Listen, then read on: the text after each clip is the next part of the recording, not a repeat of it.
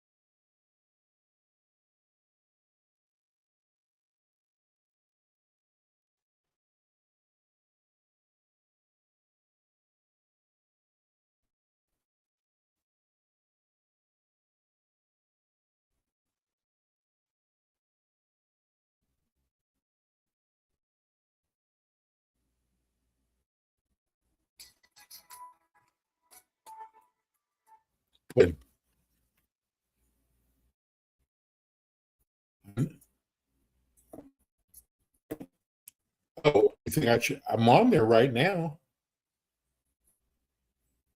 Oh, okay. So I need to take the thing off. Okay.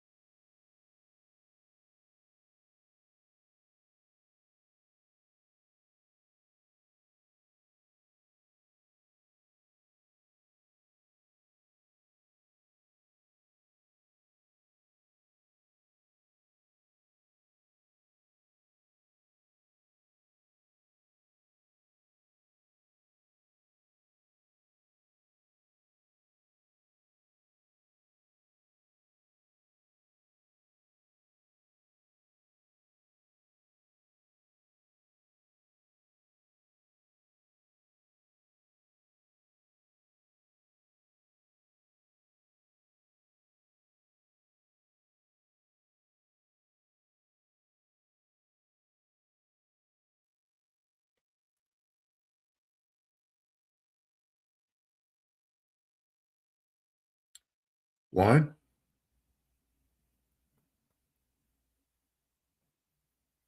Hello.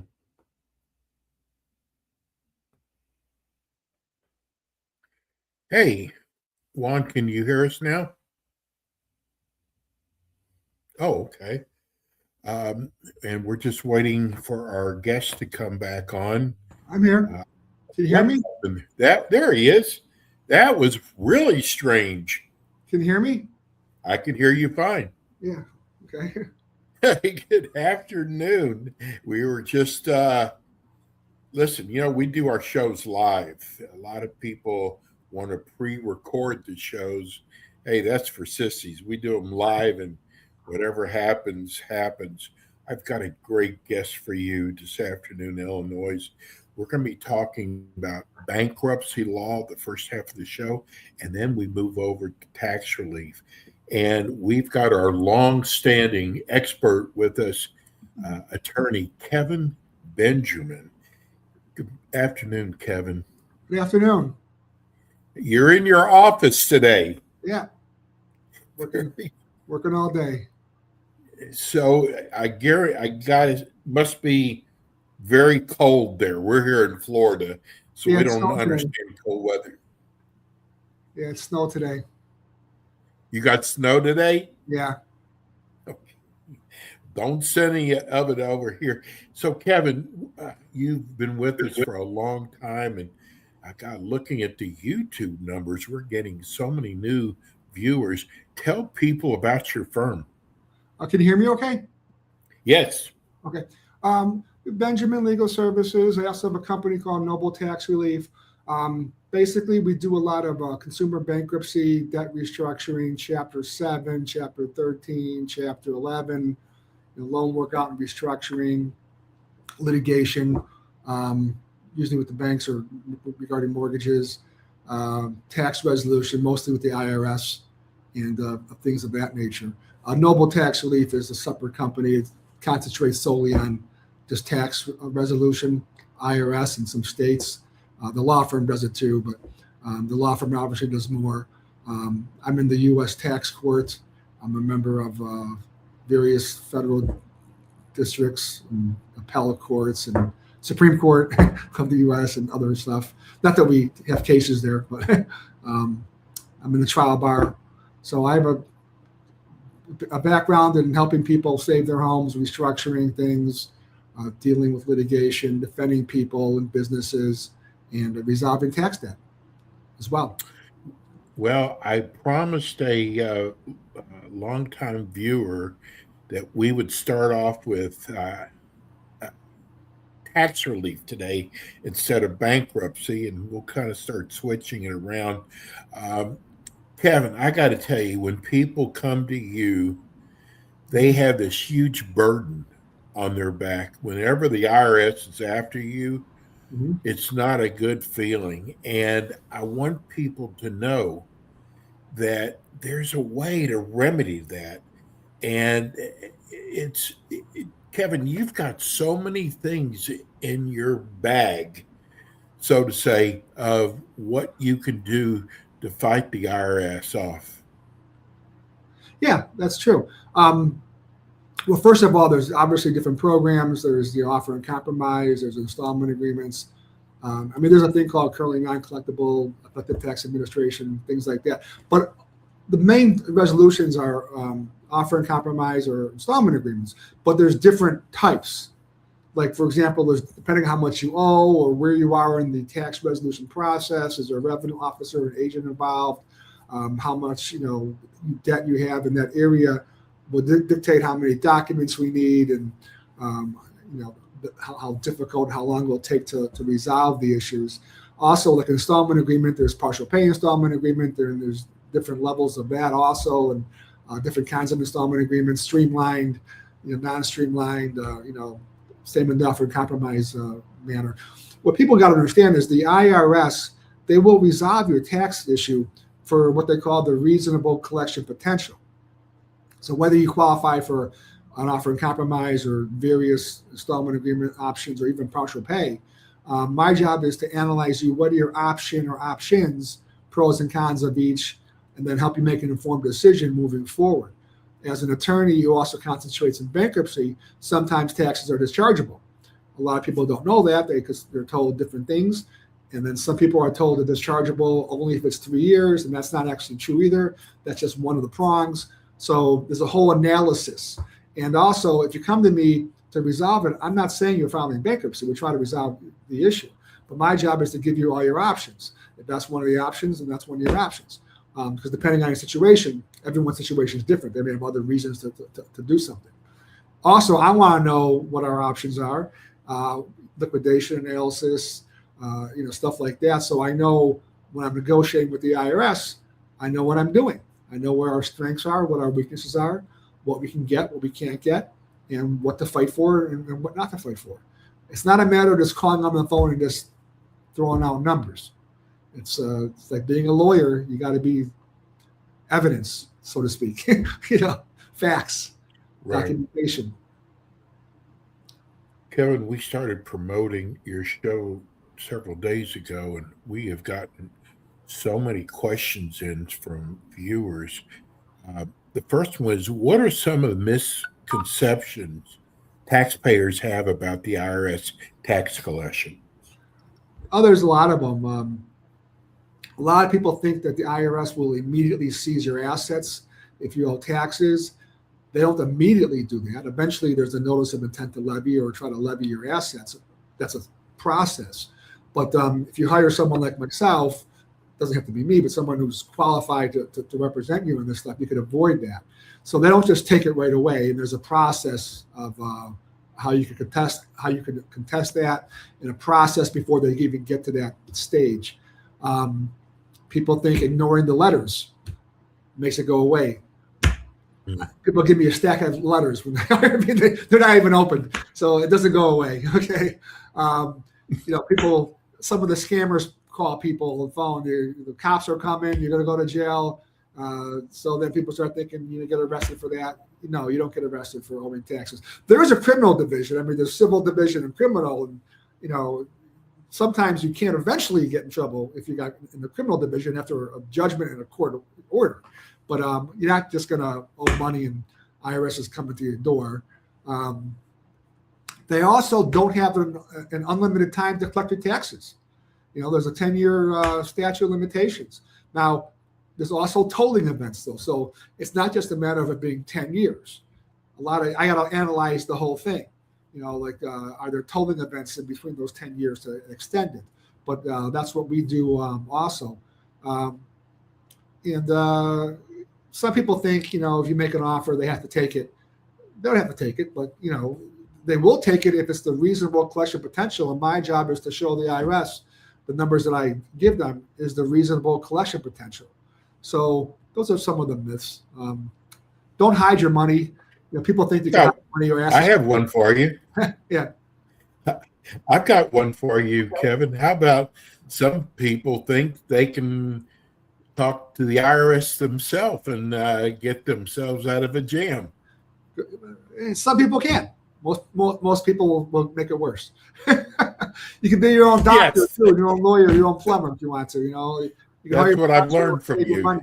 I have people call me that they tried it on their own. They're like, well, the IRS said this is the number because they're not your lawyer. They're not looking out for you. You just call the IRS, or you're saving attorney fees or a resolution officer person's fee. But how do you know you're getting the best deal? You can go online to the IRS and then just punch some numbers in, and they'll say just pay this. And they'll take the money. That doesn't mean that you can't get an offer in compromise or a partial pay or a better installment agreement. And everyone's situation is different. So yeah, some people are educated enough to do it, but most people it's like death and taxes, or talking to public speaking or talking to the IRS. It's not what people really want to do, and I would suggest that you don't do I it. just want to remind people that we replay this show additional three times during the month for the tax relief. So here's a listener, Kevin, that really enjoys your show. And he said, can you provide us with an overview of how the IRS tax collection process works? Well, sure. I mean, first of all, they're going to send you some letters. Okay. That's be the where it starts. Yeah. And, you should probably just hire us to do it. But they're going to send you letters. I don't know what stage you're in, so it's hard to tell you what the complete overview would be and something like that. But, maybe it's just, hey, you didn't file your tax returns, or, you haven't paid, you filed, but you haven't paid yet, stuff like that. Then you get different kinds of letters of intent, letters for federal tax lien, letters to levy, stuff like that. So it's all process. They're not going to call you. They're not going to email you. They're not going to knock on your door, stuff like that. It's all really in writing. And they may give you collection due process rights. They may give you these different letters with these different deadlines. And that's what you just give someone like myself to take care of for you.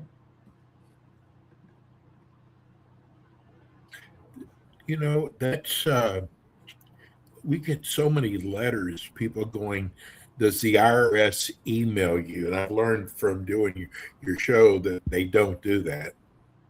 No. Now, basically, I mean, the first thing they do is they assess your tax debt. Okay, how much do you turn? Look at your tax return. Maybe they did an audit. Maybe you didn't file. They might do what's called an SFR, a substitute for return. They're filing it themselves, and they're saying, "Hey, good news. We did it for you. You owe 10 grand." You know what I'm saying? So, and oftentimes that happens if you wind up filing it yourself or redoing it. You can reduce some of that obligation right then. So, after it gets assessed, they send a notice, right? Which is really like a bill of the notice due. They give you the collection deadlines, the intent to levy, that kind of stuff. And, otherwise to put a tax lien on there, they may levy you, they may garnish your wages, things of that nature. That's kind of, the process. But they don't just automatically just go right to a levy. It's got to be assessed, but they may assess it for you if you didn't file. So you don't want that, Here's a text that just came in. I cannot believe I just found your show.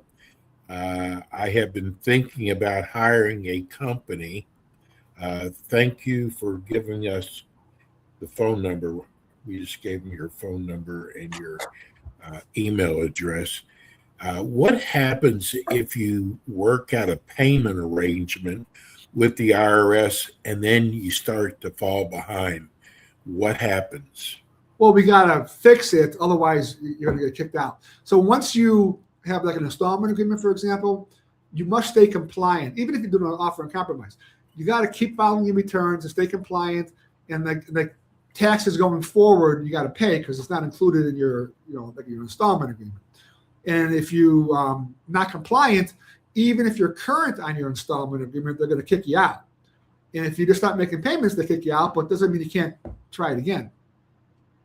And depending how much you owe, there's also a Chapter 13. Sometimes you can just do a Chapter 13 and pay it over 5 years. Depending how much you owe, sometimes it's worthwhile doing that. Sometimes it's not. So there's different ways to do things. See, also, why are you not making the payment? Do you have other kinds of debts? That's why you want to talk to someone like me who's got, an attorney and, the creditor debtor area, bankruptcy, stuff like that. Can we reduce or eliminate other debts so you can afford it? I have a lot of that happening with the mortgage stuff. People, I can't afford the mortgage payment. But, well, you're paying $500,000, $800,000 a month on credit cards. You're the wrong priority. You can't pay the mortgage. I have to get rid of the other stuff. You know what I'm saying? Or reduce the other stuff. So that's why you come to someone like me to look at the overall things, not just a one-stop like I do offer and compromise or I do installment agreements. Some lawyers, they only do Chapter 7. They don't do 30. I do everything. Okay, whatever you need. So my job is to analyze the entire situation. I've been doing this like over 35 years, over 36 years. There's not a lot of situations I haven't seen. Once in a while, things come up. But, you're always learning, always staying on top of things. But it seems overwhelming. I get it. It is overwhelming. But that's why you come to a professional or someone like myself who can resolve things in different ways. Because sometimes the tax debt isn't really the problem. It's some of the other stuff is the problem. And I could fix that as well and give you a whole plan. We talk about individual that actually owe money to the IRS, but Kevin also handles businesses too. And one of the things I've learned from doing the show with you is if you're a business owner and you want to try to handle this yourself, good luck from getting a live voice on the phone. I had a guy tell me he waited 2 hours on hold with the IRS. Not bad. You don't have those kind of problems, do you? Sometimes we do. Sometimes we do. You're on hold for 2 hours? Depends. Like oftentimes we can get, depending on the situation, there's a revenue officer or an agent assigned to the case. It's easier for me to get a hold of somebody. What happens sometimes is you're maybe in the ACS, the automated collection system. And if you're calling that, or if I'm calling that, 2 hours is like not bad. I'm saying so, because you can't get through. So even when I eventually get through, I try to get somebody assigned. So in the future, every time I call, I don't have to be waiting on hold for 2 hours. I mean, and there's some services that and the IRS starts fighting that. There was people like myself would pay, and they like get in line for you. And so that way you're not waiting all the time. And the IRS was having a problem with that. But no, usually if we have a person, we just talk to the person. So that's nice. This is from Marvin. He's in Chicago. He said, can you explain the various collection actions the IRS can take to recover unpaid taxes? Yeah, they could, first of all, they'll notice a federal tax lien your property. They can garnish your wages. They could levy your assets, which is actually seizing your property and selling it, things of that nature. If it's a criminal thing, they could put you in the criminal division, file a suit in federal court, and you can do time. So they have ways to collect. Do taxpayers have rights when it comes to unpaid taxes, Kevin? Sure.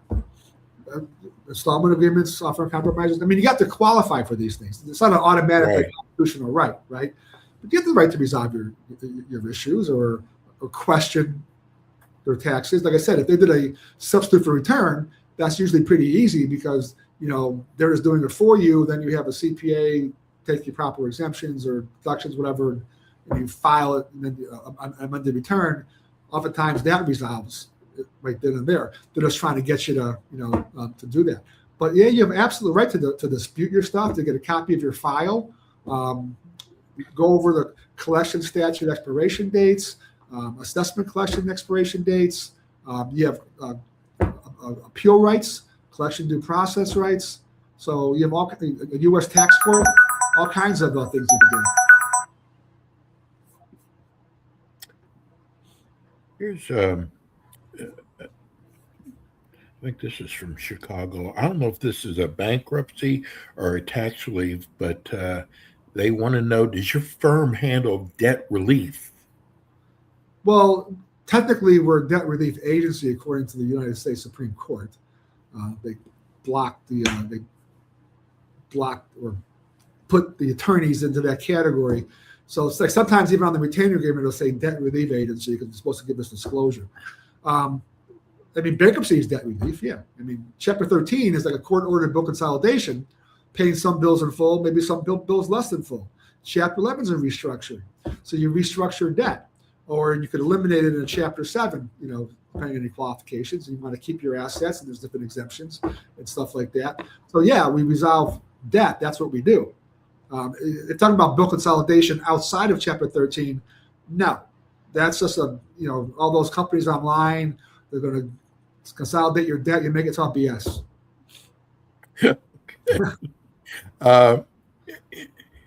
Here's one. When should a taxpayer consider hiring you to help them with their issues with the IRS? I have not received a letter yet, but I kind of expect one any day.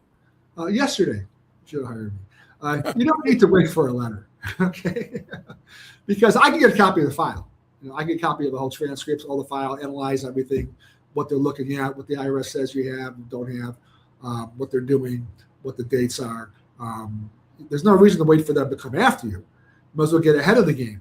Because if I get a power of attorney on file, they'll work with me, right? So there's two separate authorizations. One is a authorization to release information, which is not a power of attorney, which just allows me to get the IRS file if I wasn't being hired for the full case yet. So maybe just wanted to analyze the situation.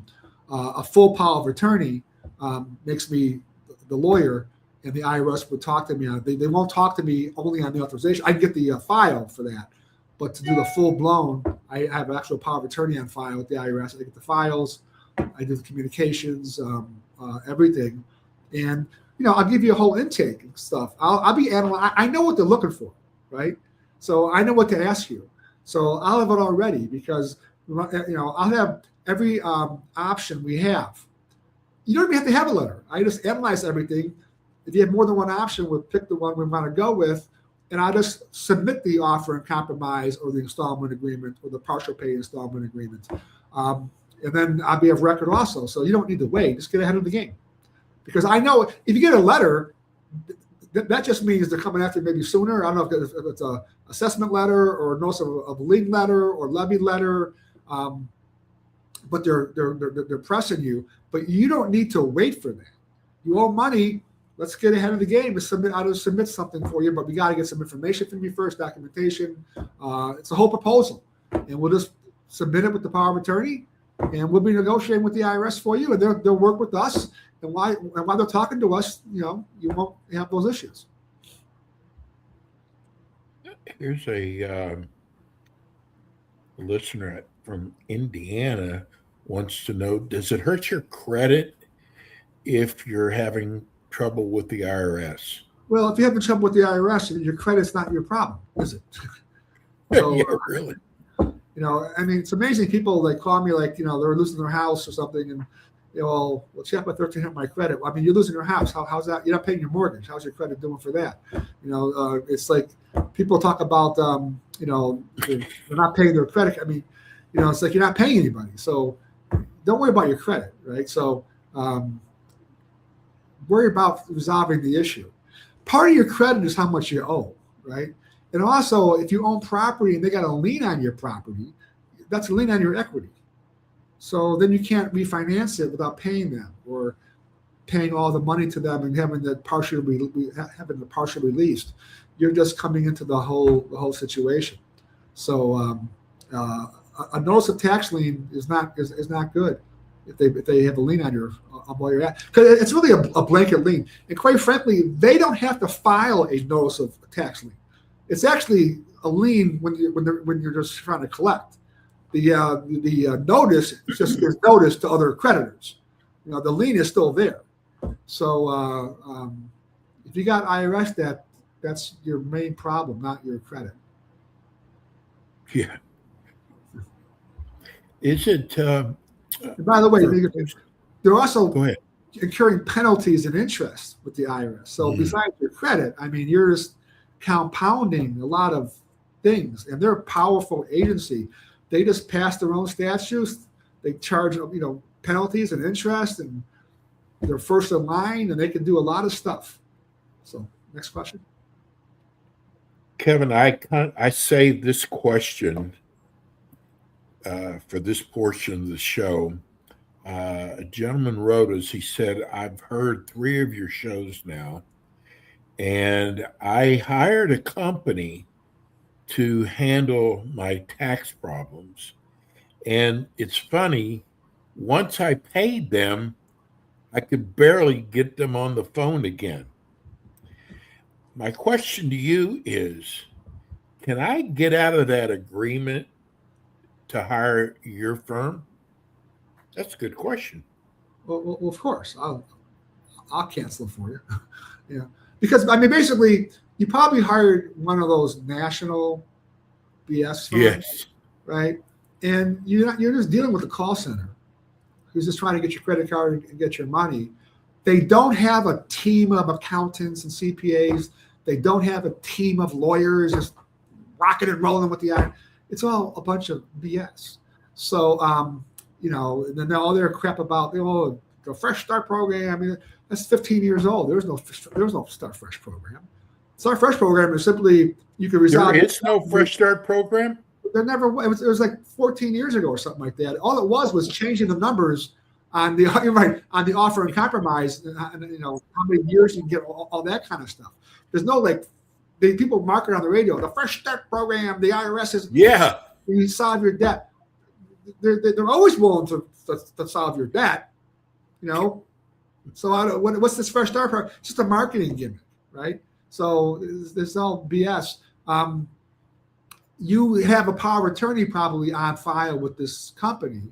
So I could file a power of attorney if you hired me, and that cancels the power of attorney with the IRS. Okay. And then I would notify the other firm also that they're out. So yeah, you can. Okay. That's going to finish our tax relief portion of our show. We're going to go on to bankruptcy. And it's amazing, Kevin. It's our still number one question we get of all the chapters. Chapter 11 is what most people want to know about. Chapter 11 is we do a lot of Chapter 11s. There's different kinds. There's a regular Chapter 11. They have what's called a sub 5 category of Chapter 11. They have a small business Chapter 11. They have a single asset real estate.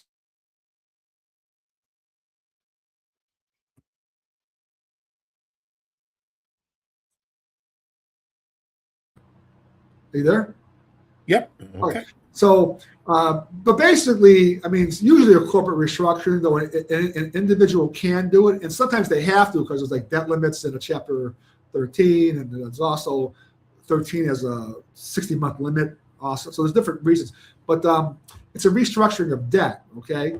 So, and a sub 5 came about a few years ago to streamline small businesses. So depending on, what kind of debt you have and the amount of your debt, it's a faster process to confirmation. There's a sub 5 trustee that helps also, different deadlines on filing a plan, that kind of stuff. So depending on whether you're doing that or doing a regular one, there could be quarterly U.S. trustee fee, stuff like that. Single asset real estate has different deadlines also. There's a small business one with also different deadlines that's different than a sub 5. But these are those types of Chapter 11. Overall, at Chapter 11, you restructure your debt. You're trying to reorganize the debtor, right? So you're reorganizing the company, or if you're an individual, you're just reorganizing your debts under Chapter 11. Compared to Chapter 13, for example, with the debt limits or the 60-month deadline, in a Chapter 13, you make plan payments that you estimate starting 30 days after you file the case, and the plan has to be filed within 14 days if not filed with the case. In a Chapter 11, you have 120 days in a regular Chapter 11, exclusive right to file your own plan. On a sub 5 or single asset real estate or small business, it may come down to 90. There's ways to get extensions also if you need it, but you don't always need that because the extra time is because you're negotiating with your creditors because trying to get a vote where you're not getting a vote in a Chapter 13. It's also ways to cram down a vote if you want to try to override a creditor's vote in a Chapter 11 to get it confirmed. And then you have to do a detailed, what they call a disclosure statement with the Chapter 11, unless it's a sub 5, then you don't. But unless the court orders that. But basically, you put your debts in categories, and you got to pay people like-minded creditors similarly, but not everyone's the same thing, and you're getting votes in categories. And it may sound a little more complicated because it's a lot of time, but it's something that I would do, for you. But basically, it's just you're not paying the plan payments right away. You don't plan the plan payments till confirmation. So you may have what's called like adequate protection payments. I'm about to file a motion right after our podcast here, Chapter 11, a couple what they call first day motions. But one is, this one's an individual. So we're going to offer the current mortgage payment, a full principal, interest, taxes, insurance, as adequate protection. So we don't get as far behind anymore in trying to negotiate the large arrearage that we need more than 60 months on.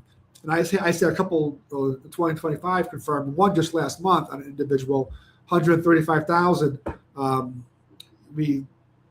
The lender took a while to come around, but then when we were going to go to confirmation, they were going to say no, and they filed an objection. And we told them we were going to try to litigate the issue as far as their good faith and stuff. They just made a deal. So, and I mean, you're paying back, you know what I'm saying?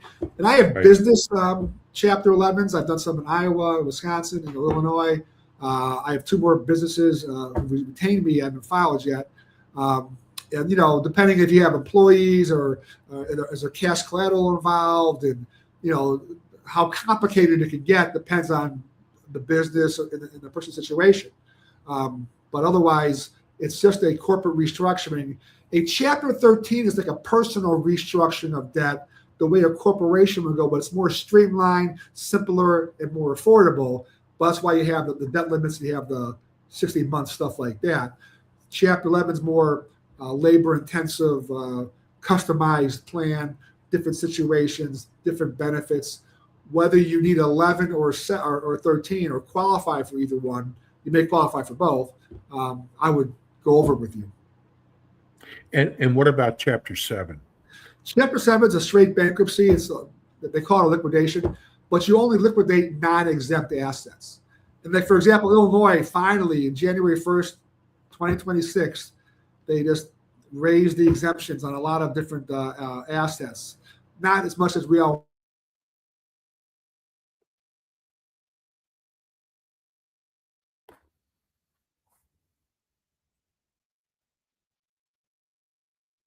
Or losing something, maybe you want to surrender, right?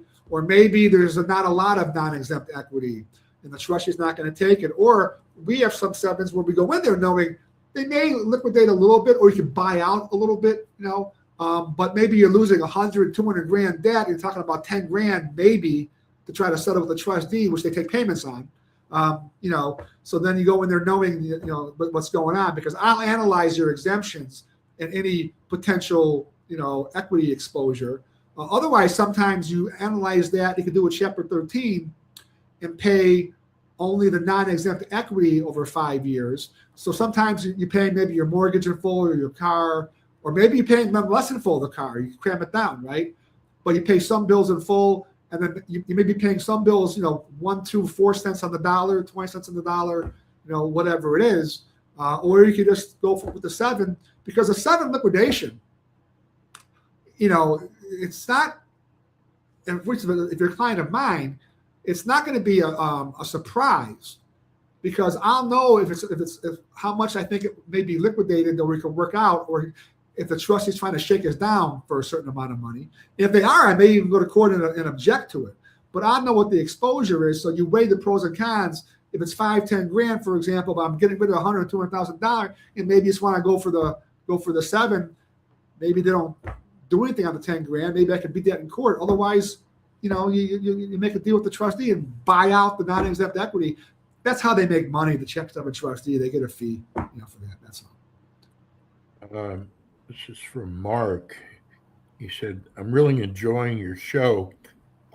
Is there a downside to filing Chapter 11? No. I mean, it's not like, hey, I heard about this Chapter 11. Let's just have some fun and you put your business in Chapter 11. There's no downside, because you're probably losing your business if you're doing Chapter 11. And if you're doing an individual Chapter 11, maybe you're in foreclosure or something like that, or there's other reasons to be doing it, you get the automatic stay, right? So you stop creditors and you can try to restructure. So, the situation of your debts and creditors is what's making you come to someone like myself to consider Chapter 11 and reorganizing. That's what it's for. That's a positive thing, right? You're paying people back, right? Some are in full, some maybe not, but you're restructuring, saving jobs, saving your business, or if you're an individual, maybe you're saving your house and other things. So there's no downside to saving things. I don't know what someone would mean by downsize. Everybody's case is different. He had a follow-up. He wanted to know who gets paid first on Chapter 11. Well, we decide. I mean, we do a plan, right?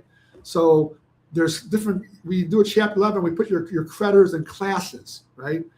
Could be secured, unsecured, some priority. But even among those categories, there could be some have liens, some don't. Maybe there's equity investors or owners of the company. So there's different categories, right? And then when we put the plan together, we're saying who gets paid first and how much.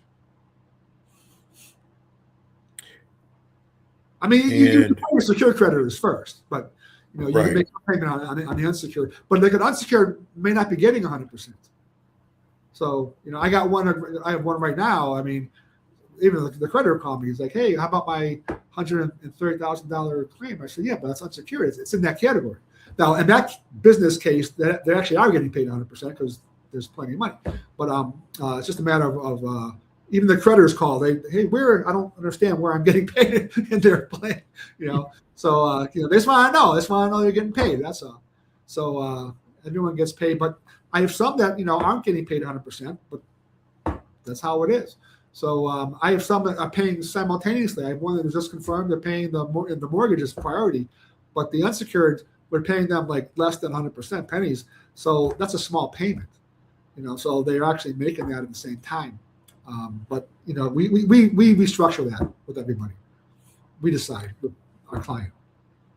Kevin, can you write off tax liens in bankruptcy? Okay, I don't know what that means. A tax lien. A tax lien is a lien on your property. So I don't know what there was to. I guess they want to know if you can make them go away. Okay, sometimes yes, because a tax lien is different than a regular. There's judgment liens, and there are liens that impair an exemption that you could have removed. Okay, tax liens are, but see, like you may owe, say, $100,000, and they got a tax lien on your house, but there's like no equity, so it's not really a lien. I mean, it's a lien, but there's nothing really there, right? So when you're making a resolution with the IRS, then you make the payments, you have the liens released. But the lien is not something that you write off, because the lien is on the equity. The debt would get paid, and the lien is part of the resolution analysis on how much we're paying them. Because even if, again, they have a lien on your property, if the debt is so much more than the liens, it's not really fully secure. So there's still room to negotiate with the IRS. What are some of the most significant challenges a business might face while going through Chapter 11 bankruptcy in Chicago? Well, what you do, not necessarily Chicago, but anywhere, you're usually what's called a debtor in possession. So in other words, you're still running the business, right? There are situations where maybe someone brings a trustee in to run it, but otherwise you're still running your business. But as far as like how about your equity distribution, right? That's coming after the creditors. And of course, you got to file monthly operating reports, money in, money out. But you can't just be taking bonuses and do whatever you want. So you're actually controlling yourself. You're restructuring. We're doing it for you, with you, as a debtor in possession. But there is a trustee, a U.S. trustee, looking at the operating reports, and the creditors can look at it too. Because when you file the plan, we want to show here's our cash flow, here's what we're doing. But you can't just go wild with the company and start just taking money, bonuses, and prioritizing yourself, stuff like that. But usually there's no trustee taking over, or a receiver or anything like that taking over the business. So the pros outweigh the cons, and the pros are you're getting cash flow and relief, so you could actually restructure and pay yourself eventually. But you're not the priority on that. So there's some downside as far as that goes. But then again, there's not really a downside, because you wouldn't be doing it unless you needed to do it. You know what I'm saying? In which case you're staying in business, operating on your own still, and so that's really an upside. It's a good text. Kevin, I recognized your name. You handled my friend's bankruptcy. Oh. He raved about you. Thank you. What advice would you give a business owner who are struggling financially, or they're unsure whether Chapter 11 is the right path for them? Just call me. The consultation is free. I mean, it may take more than a phone call, but we can do an analysis on the company, and because everyone, like we were saying before, everyone's different. Are you being sued? Are you being levied? What kind of cash flow? Sometimes someone's got maybe these merchant accounts that are putting liens on all their cash flow. I had to file a case for a business there a few months ago because the IRS, they owe hundreds of thousands of dollars, and they just levied all their accounts, all their cash flow. 20 plus employees are about to be out of business, so is the company. So we had a file to restructure that, and that's going pretty well right now.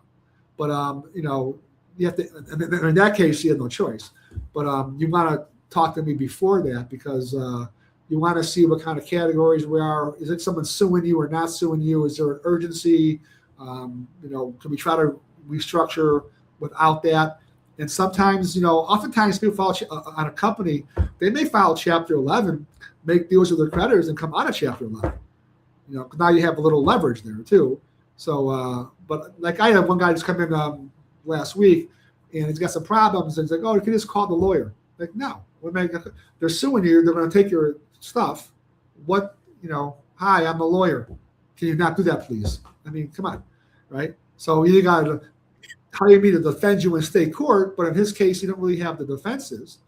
And the idea was just to restructure. So I'm like, this is a file. Then I'll call him. Like, we're fine.